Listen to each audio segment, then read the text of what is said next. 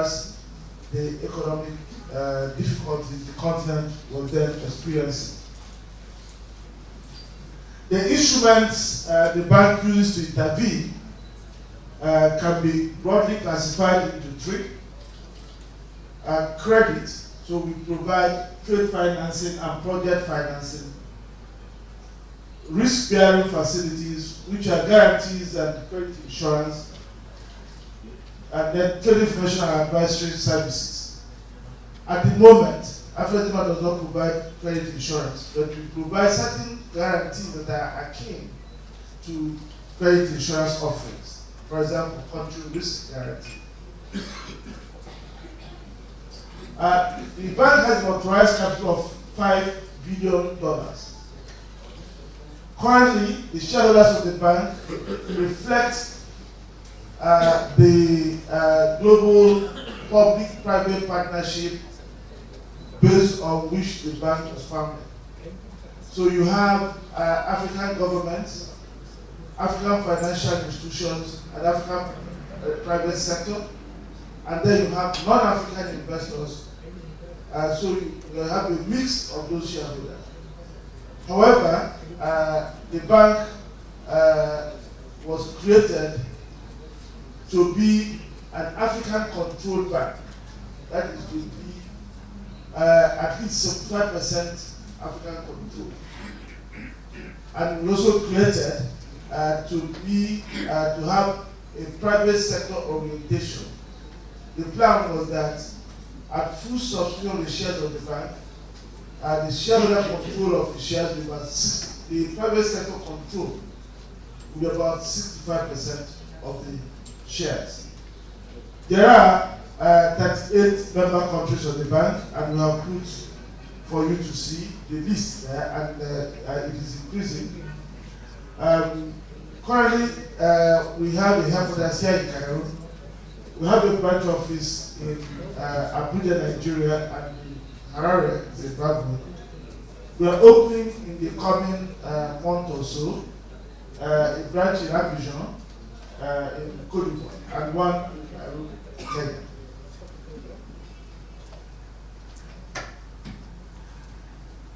The Egypt Africa Trade Promotion Program has been developed in the context of the mandate of the bank to promote intra-regional trade. I've already outlined to you the purpose of the presentation I'm going to make. So let's go straight to what Africa was in the past and the economic history, because that will enable you to see the opportunities when we start talking about the opportunities. Consider the quotes you have there. In the 1990s, these were things written about Africa. You can see quotes that show a completely dismal continent. A continent that appears to have no hope. That was in the 1990s. Even the economists at that same period declared Africa a hopeless continent. That was even as recently as in May 13, 2000. But let's fast forward to a decade and a half later and see how that has changed.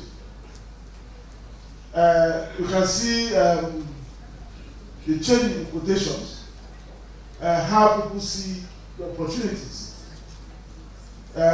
Big investors, Gold Motor, which is a South African fund, is a pension fund that invests heavily. You can see what the views are. Of course, you can see what the second, also the major investor, probably different here, his view about the continent. You can see a complete change in a decade and a half later. Even the economist was not to be adorned, and his own cover screen, Africa rising just 50 years from when he declared it a hopeless continent. But what the question I ask is it not interesting that such a huge change of opinion occurred over a short period? But let's take you a bit through what happened. I'm sure many of us here will not be aware or not remember that in the early 1960s, when many African countries got their independence, that it was actually Africa and not Asia that had the best promise.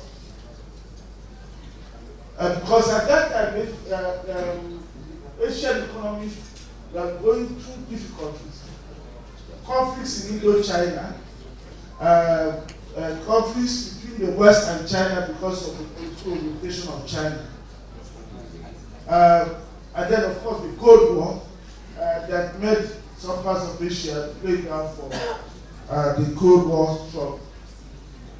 That then meant that Asia did not present a very attractive place for investment and was not seen as a promising place for economic growth. Africa was actually viewed better at that time. And during that time, Africa's per capita GDP was larger than that of Asia, including China and India. Africa's economy was larger in the 1960s and into the 1970s than those of China and India, plus the rest of developing Asia put together. The per capita GDP averaged over almost $1,000 in Africa compared to about $700 for the group of economies in developing Asia, as you can see from that chart. And then look at other comparisons. At that time, the pace of expansion of Africa's GDP was about the same as those of Asia. Africa's share of global merchandise exports was even higher. Africa's share of global merchandise trade was 5.2% compared to 4.2% for developing Asia, including China and India. And most of Africa's exports grew faster at 15% compared to lackluster growth of 1.1% in developing Asia at the same period. And what I'm talking about includes today's China and India. And what were the factors that were propelling Africa at that time? We had a boom in commodity prices in the 1970s, which improved Africa's terms of trade and contributed to the growth in exports and good economic performance we just outlined. There was a strong state investment in agriculture in many countries. The government put a lot of money in agriculture and other areas that also sustain that growth. The colonial masters also continue to maintain it, another form of support, and the infrastructure was then reasonably good for the size of the different economies at that time. But look at what happened from 1980. You can look at that chart. You can see that things changed dramatically from 1980s. Africa's real GDP per capita stagnated at under $750 for 2 decades, through the 1980s and 1990s. While that of developing Asia more than doubled from $680 in 1980 to $1,420 in 1999. You can see where the change occurred in 1980. Inflation was at crisis levels in Africa. We have an average of 25% in 1980, but in some countries it ran as high as 90%. The impact on trade and trade finance was even worse. Africa's merchandise exports stagnated at an average of about $80 billion during the 1980s and 90s. But that of developing Asia rose from just 80 billion to over 180 billion during the same period, while that of Africa remained flat, as you can see on that chart. Africa's share of global exports declined from over 5.6% in 1980 to 2.7% in 1990, while that of developing Asia rose sharply to 5% in 1990, from less than 4% in 1980, and even grew to 17% by 2012. And by the end of 1999, the economy of developing Asia, which was about the same size as that of Africa in the 70s, had become about 3.5 times larger than that of Africa. So, whereas Africa's GDP amounted to about 740 billion at that time, that of Asia had grown to $2.6 trillion by 1999. You can see a big reversal. And what are the various of the problems that led to this outcome? We're just reporting here. First was the Latin American debt crisis that created a global economic crisis, which brought with it a number of negative consequences for the continent. The first was that crisis hit commodity prices because they declined significantly, and considered that at that time commodities amounted to more than 80% of Africa's exports. Some countries saw more than 50% drop in export earnings, which also caused sharp declines in their GDP because of the link between the exports, government revenues, and then economic activity in the different countries. We can see the way most of the commodities of export interest to Africa had their prices fell sharply during that period.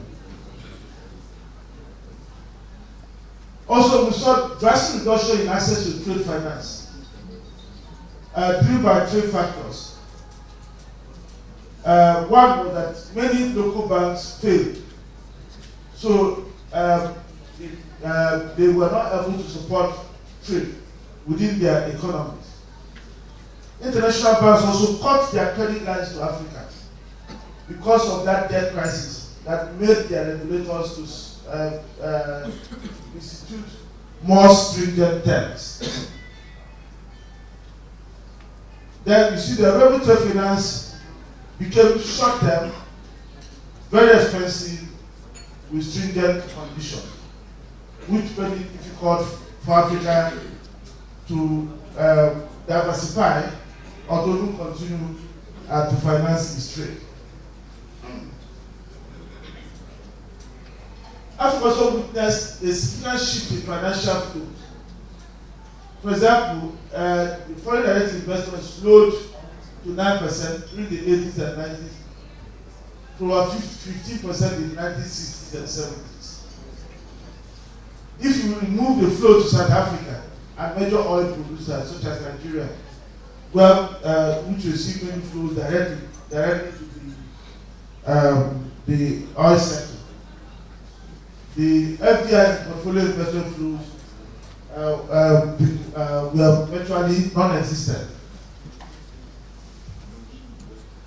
Also, the withdrawal of international banks from African trade finance during the period led to high costs of trade finance, as I mentioned earlier. Sometimes import financing attracted costs of about 12%, even when cash was collateralized.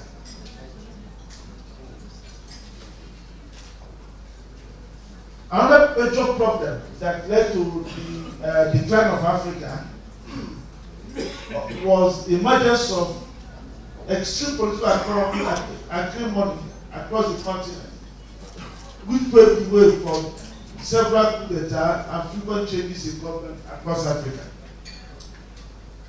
As a matter of fact, coup making became so rampant At some point, there was as many as 39 successful military coups and as many as 60 failed attempts across Africa, as you can see from that chart. Because of these frequent changes and acrimony, intolerance grew, and wars and civil strife raged across the continent. And at some point in the 80s and 90s, there were at least 18 wars raging across Africa.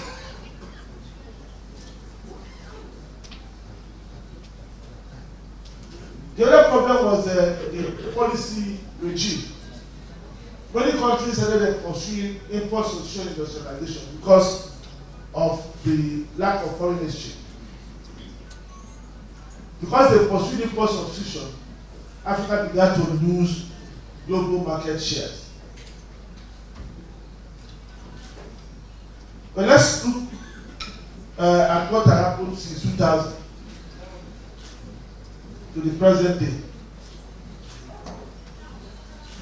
You see that from 2000, Africa appears to be getting its acts right again. The once hopeless continent began to achieve more commendable economic growth records. With an average growth rate of about 5% over the 2000-2010 period. Today, Africa is the second fastest growing region in the world after developing nation. Again, the reasons are important because that helps us to know now how we move forward. First of all, there was a concerted effort, first of all, politically, at the UN level to help Africa get out of its difficulties. The second was the social adjustment programs that made many countries instituted under the auspices of the Bretton Woods institution. That helped economic management and helped economic reforms that have made it possible for the continent to return to growth. And there have been debt forgiveness under various initiatives, such as the highly indebted poor country initiative, which reduced the debt burden and freed capital for governments to begin to make some investments in infrastructure. Another very important development is the rise of the BRICS: Brazil, Russia, India, China, and South Africa today. Especially China and India. These created alternative markets that have sustained global demand and contributed to the global commodity supercycle that has driven Africa's growth in the past 15 years. That commodity supercycle, as you can see, which has run up to last year at least for many commodities, has helped many African countries to rebalance their foreign financial position and made it possible for them to finance certain consumption. They also have other positive factors. We see political reforms which has contributed to a spread of democracy across the continent and reduction in conflicts. For example, the number of coups declined to 3 between 2010 and 2012. And also, we've had a drastic reduction in wars and conflicts across the continent. The consequence of the aforementioned development is a rapid growth in economic activity, which we have mentioned. So that today, the African economy is at a level of more than $2 trillion. Africa has also the fastest growing middle class. You can see the pace of growth of household consumption there. And that's also because of the high proportion of economically active population in Africa. Inflation has also declined to single digits across the continent, and that had impacted lending rates to levels that can be used for investment purposes. Many countries have had a reduction in external debt burdens, as we can see there, and fiscal deficits have declined sharply. In fact, fiscal deficits have gone down to as low as 1.52% in many African countries. That's a fiscal deficit to GDP ratio. Trade also seen a significant expansion, growing at a compounded annual rate of 10% between 1991 and 2013. Such that total trade value has grown from $192 billion in 1991 to $1.3 trillion just 2 years ago. Developing countries also are now becoming very important trading partners. So the continent has now become a more diversified one in terms of origin of its imports and the direction of its exports. As you can see, the share of the South in African trade has grown to 45%. China's trade with Africa has also grown 18-fold between 2000 and 2013, rising from about 8 billion in 2000 to about 200 billion in 2013, making it Africa's single largest trading partner, with a share of about 60 to 70% of the trade. India and Brazil have also seen similar, if less spectacular, increases in trade. As a matter of fact, just recently, India overtook Germany as the fourth most important trading partner for Africa. And Africa has eventually now become a market because of all the things I've said. And even when you look at the future, so many studies show tremendous prospects, despite the bumps we are seeing because of commodity price shocks that setting late last year. For example, the African economies are expected to grow by an average of 5.5% to reach $5.2 trillion by 2050. We expect merchandise trade to reach we expect African merchandise trade to reach $1 trillion, $20 trillion by 2050, and to represent a mean of 8% of global trade. Trade with Asia, especially China and India, will double, exceeding 40% of trade, of total trade in 5 years. I also expect intra-African trade to reach 60%, and that is where what we are talking about becomes important. Because to get to that level, countries such as Egypt, which can take advantage of the opportunities, will have to actually do more. We also expect the share of manufactured exports in Africa's trade to rise and become much more important. Also something very, very positive for Egypt. Also for the consumer sector, we see natural resources, agriculture and infrastructure service sectors being able to yield about $2.6 trillion in Africa by 2020, according to McKinsey. These are some of the expectations. Of course, we see other opportunities in terms of natural resource endowments, discoveries, and production.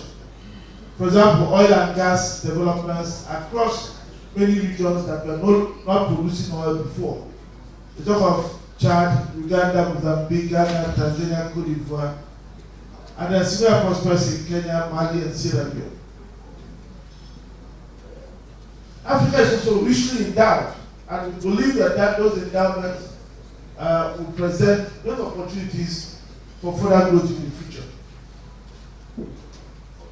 For example, the from a landmass perspective, Africa is 4 times the population size of the United States of America. In fact, Africa is estimated to have about 60% of the arable land, available arable land globally today, as well as abundance of water resources.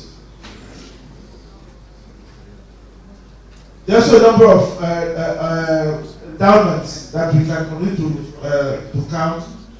40% of the world's potential hydroelectric power supplies in Africa, 30% of the world's uranium, excluding those in USSR, old USSR, in Africa, 50% of the world's gold, 90% of global cobalt, 50% of global phosphates, 64% of the world's manganese, 13% of global copper,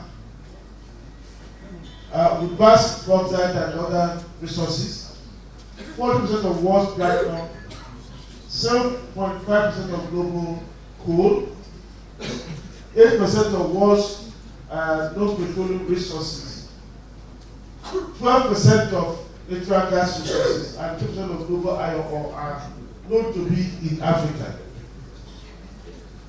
In the area of agriculture, the continent is a major producer of a number of agricultural commodities.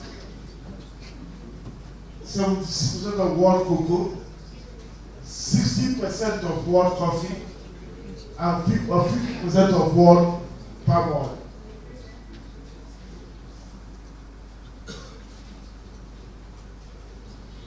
Also, the continent is also active in the global crude oil production, as I mentioned earlier. Tourism potentials are also enormous, and the continent has people. China and India have shown us that people are also a resource.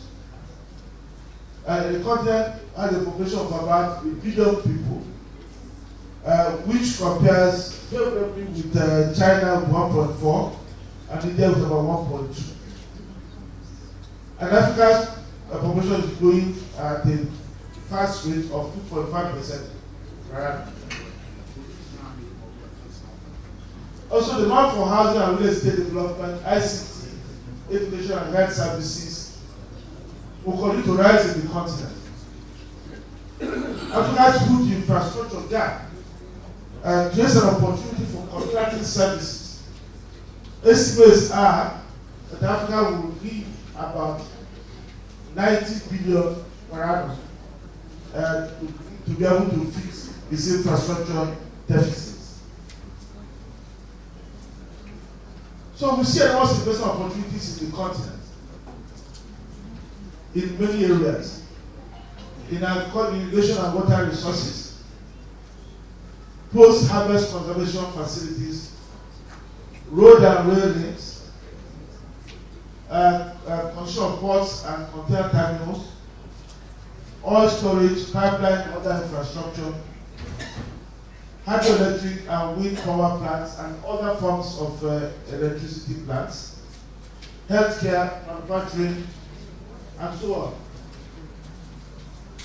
And the attractiveness of these investments also stems from the fact Africa offers the second highest returns on investment across emerging markets, after Europe and Central Asia. And this was according to a study done by McKinsey and Co. in 2011. And what are the things enabling the positive outcomes we forecast for Africa and the opportunities we've identified? The first, trade reforms. Many other countries have removed trade barriers, including tariff and other restrictions. For many of them, the current account is now liberalized.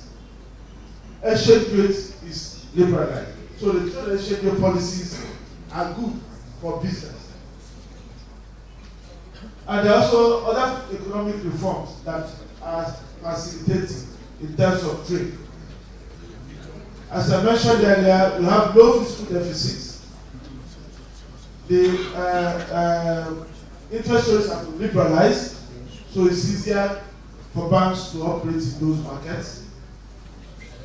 Labor market reforms are in place, so for any investor going there, we will not be forced to pay a minimum wage or to be burdened by labor market regulations that are very anti-competitive. And then you have also low external debt funding, following the debt forgiveness mentioned earlier. Across Africa, there is improved investor perception,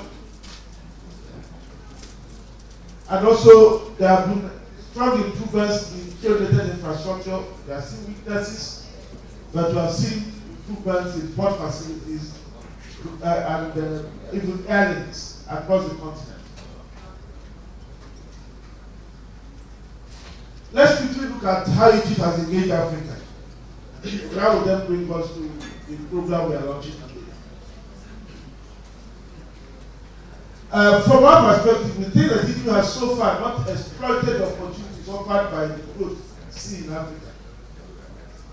Unlike China, that grew its share of African trade from less than 3% in 1990 to over 17% by 2013. Egypt's share of trade has averaged just about 0.5% over the last 3 decades. You can see the charts. You see where China and Egypt were almost the same in 1990, and how China has grown the trade very sharply. And during the period that China rapidly expanded its trade with Egypt, with Africa, we believe Egypt had some opportunity to do so. And why do we say this?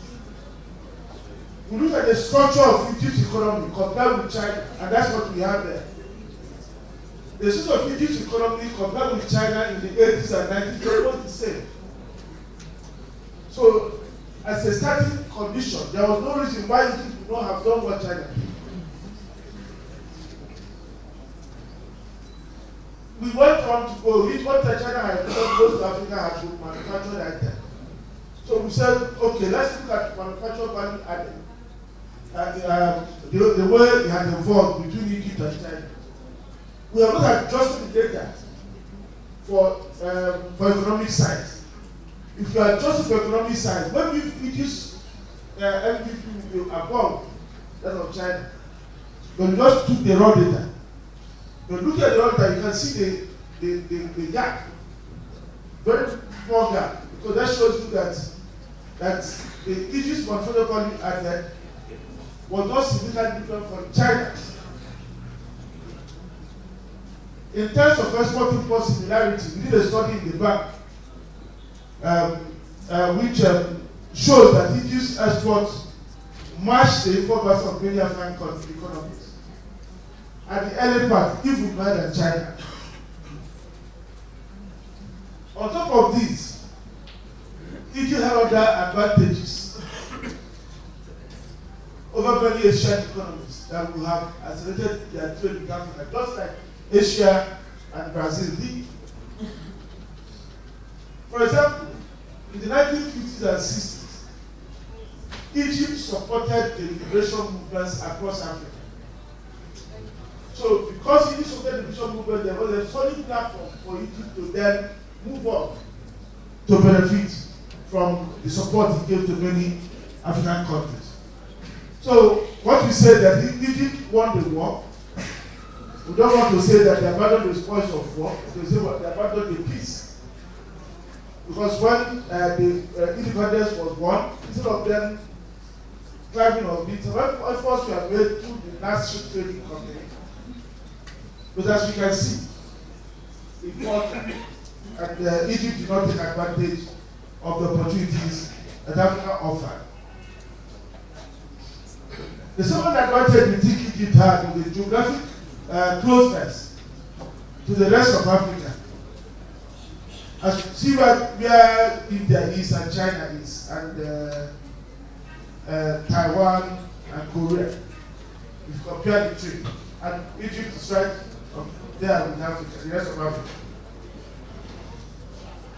And there's strong cultural affinity that was very easier for Egypt to trade more with the rest of the continent. As the problem was that over the years,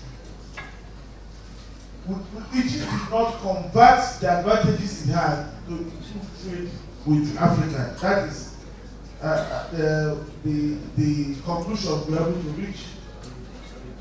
And we ask ourselves why? Because when you understand why, that you can then talk about the solution.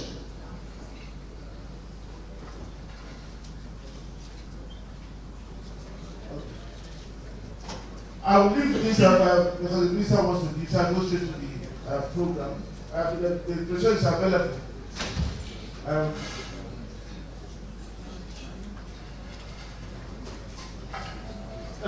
Let me do an outline of the $500 million Egypt Africa Trade Promotion Program that we want to launch today.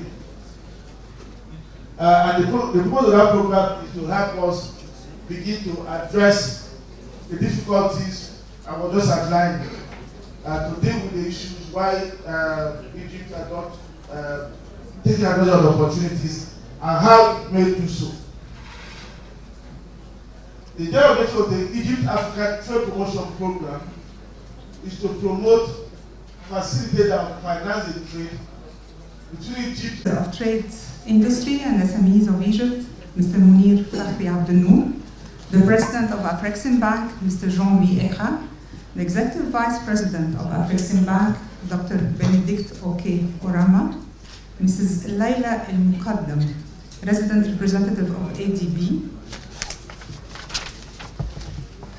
members for Export Councils of Egypt, members of Egyptian Businessmen Associations, members of the press, distinguished ladies and gentlemen, it is with great pleasure that I welcome you to the first edition of Egypt Business Forum under the theme of Unlocking Africa for Egyptian Businesses, organized by Afrexim Bank in collaboration of the Ministry of Trade, Industry and SMEs of Egypt. The purpose of this forum is to present to the Egyptian business community the outline of a $500 million Special Egypt-Africa Collaborative Trade Facilitation Program, which the bank is in the process of launching in the support of the government of Egypt. The goal of the program is to reduce the impediments to trade between Egypt and the rest of Africa, especially those related to access to trade finance, management of payment and country risk, as well as market access. The forum also will provide an opportunity for Afrexim Bank to introduce its various programs and facilities to the Egyptian business communities. This event, the event of today, will be divided into 3 parts. The first part will start with the opening statement by the President of Afrexim Bank, Mr. Ekra, followed by a keynote speech by His Excellency Munir Abdelnour, Minister of Trade and Industry and SMEs of Egypt, and a presentation on facilitating Egypt-Africa trade in the context of the opportunities in Africa by Dr. Orama, Executive Vice President. We'll end up by a group photo. I will guide you there. And then the second part of the program today will be, we'll proceed on introduction to Afrexim Bank programs and facilities, and this presentation will be done by Mrs. Kanayo Awani, our Director for Trade Finance and Branches, and Mr. Kofi Adumako, Director of Project and Export Development Finance Department. The third part, which consists of 2 roundtables. The first roundtable will be discussing the opportunities and challenges faced by Egyptian business exporting to or importing from other African countries, followed by the lunch break. The second part of this one will be the second roundtable discussing the solutions offered by Afrexim Bank in overcoming the challenges to exporting in Africa. This is followed by the closing remark and a networking sessions. It is also our pleasure in Afrexim Bank to have His Excellency Mr. Munir Fakhri Abdelnour present today His presence is further proof of the determination of the government of Egypt to strengthening its long-established leadership in the continent. Let me now introduce to you the President of Afreximbank, Mr. Jean-Louis Eka, the first speaker of the day, who will be doing the opening statement. Please, let's welcome him with a round of applause. Thank you.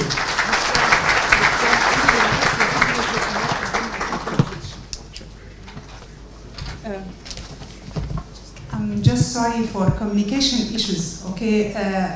The whole session will be done in English. We tried this first roundtable to be in Arabic language. So I advise people who just, maybe if they have some problem in communication, maybe they can just have their headphones on and make sure that they have their headphones. Thank you. Good day to you.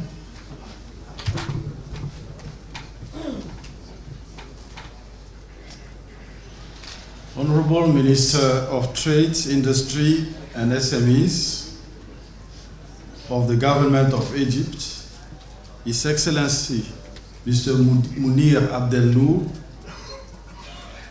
Your Excellency, the resident representative of the African Development Bank in Cairo, Mrs. Laila Mokadem, senior officials of the Government of Egypt, distinguished members of the Egyptian business and banking communities, management and staff of Afreximbank here present, ladies and gentlemen of the press, distinguished ladies and gentlemen.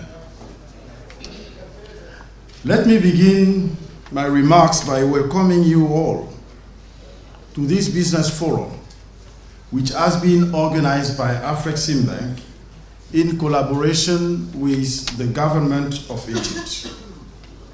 The forum provides an opportunity for me to express my personal and Afreximbank's gratitude to the Egyptian authorities for the hospitalities they have offered to the staff of the bank, which has enabled them to execute their developmental and business mandates and feel at home in Egypt during the last 21 years. I would also like particularly to thank His Excellency, the Honorable Minister of Trade, Industry and SMEs, Mr. Munir Abdel Noor, for supporting the organization of this business forum and for being personally present here today. The strong support we have received from the Honorable Minister and his ministry underscores the importance Egypt attaches to promoting cordial relation and business between African nations and Egypt. There is no doubt that a stronger Egypt-African trade and economic relations will boost intra-African trade and economic development across the continent. Honorable Minister, distinguished ladies and gentlemen, this forum is very timely in that it comes at a time when the bank is deepening its support for intra-African trade as well as regional integration, consistent with the 2012 declaration by the African Union to prioritize intra-African trade promotion. It is also being held at a time when the Egyptian government has started taking definite measures to revitalize the Egyptian economy so that the country can regain its pride of place as a major commercial and trade center, serving Africa and the rest of the world. Egypt has the good fortune of having attained a solid industrial base that can serve as a viable manufacturing hub for most of the continent. Its nearness to major markets in Africa provides a tremendous opportunity for Egypt to access abundant raw materials from other African countries and to export to near market competitively. There is also great potential for intra-regional investment. We, as a continent, can no longer stand idly by while opportunities before us come and go. We cannot continue to remain a continent of potential, but with limited results. We must seize the moment before us as Africa continues its gradual but definite renaissance. Honorable Ministers, distinguished ladies and gentlemen, we believe that Pan-African multilateral institution can carry an onerous responsibility in pursuit of the clarion call I just made. We think that it is only fair for our people to expect the institutions the government created and support to rise to the challenges for which they were created. We at Afreximbank hold this as an abiding philosophy, and as a result, we have since the bank's inception 22 years ago been tackling African trade development opportunities and challenges within the limits of the bank's resources. We prioritize interventions that bring additionality and that are impactful from a development point of view.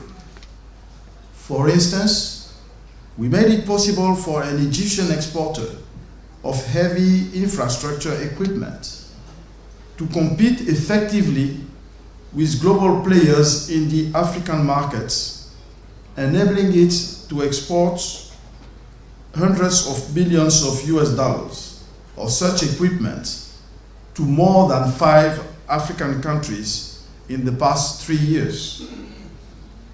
Thanks to our support, Egyptian engineering firms have been able to win construction contracts in Nigeria, Kenya, and Algeria, despite stiff competition from international players.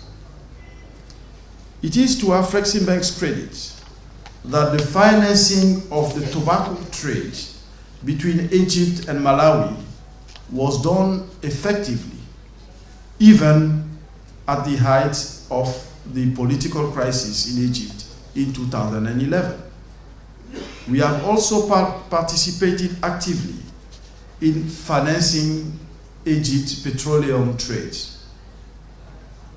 Elsewhere, Honorable Minister, distinguished ladies and gentlemen, we are proud that when Kenya Airways wanted to revamp its fleet, they approached Afreximbank and we arranged a multi-sourced $2 billion aircraft acquisition financing facility that enabled them to purchase 10 Embraers jet aircraft and 10 Boeing aircraft, including 9 Dreamliners. In Nigeria, Afreximbank was at the forefront of supporting indigenous Nigerians to acquire numerous oil fields seeded by international oil companies, thereby creating wealth and capacities in the country. Honorable Minister, distinguished ladies and gentlemen, it is in the light of the foregoing that we are proud today to be here to unveil a program in an amount of $500 million dubbed the Egypt African Trade Promotion Program, EATPP. The